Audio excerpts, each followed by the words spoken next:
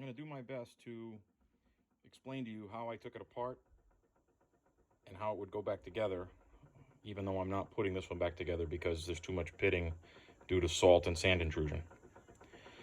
So when you notice the whole clutch assembly is laid out, I'm going to remove all the components that we don't need for this at this point.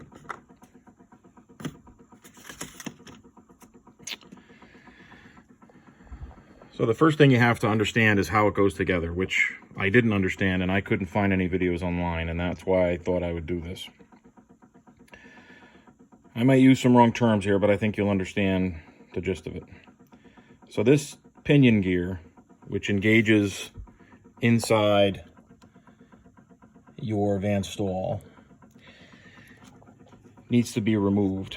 And if you notice when you clean it, there's a hole in the component. And so you can simply use a variety of things. I chose to use a small Allen key, and I was able to slide it through all the way through to the hole. And a trick I learned online is if you take the basket mount and actually install it in the basket mount. I'm trying to do this one-handed, I'm sorry. It locks in. That pinion gear would be coming out of those threads in there. Obviously, there's a lot of components missing right now, so don't get confused by that. And you would spin it off in the reverse pattern.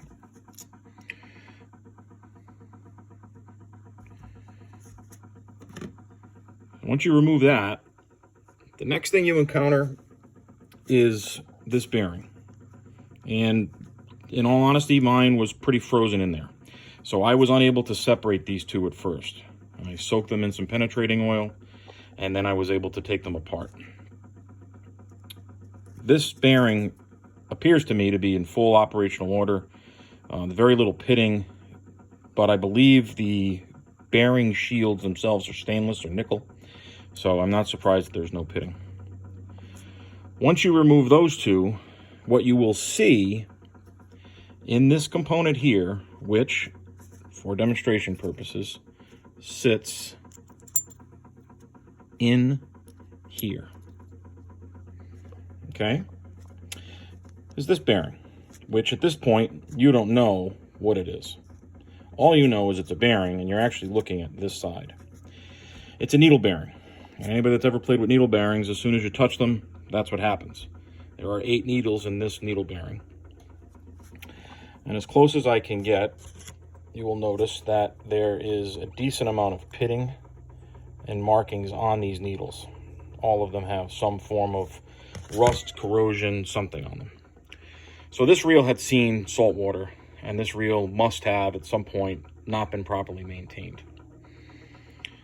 So inside this basket, there is a grease cup and another bearing that sit together to protect the underside of this needle, which drops in just like this.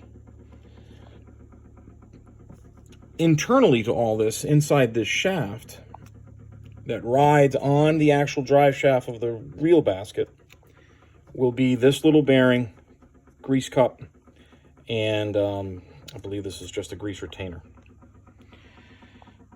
So, a lot was learned today. The only reason I was willing to take this apart was because I have another one being overnighted to me. And I will begin the assembly process just for education purposes. This drive system will never go back into service. I believe there's too much pitting and just general years of abuse. So, I hope that helps.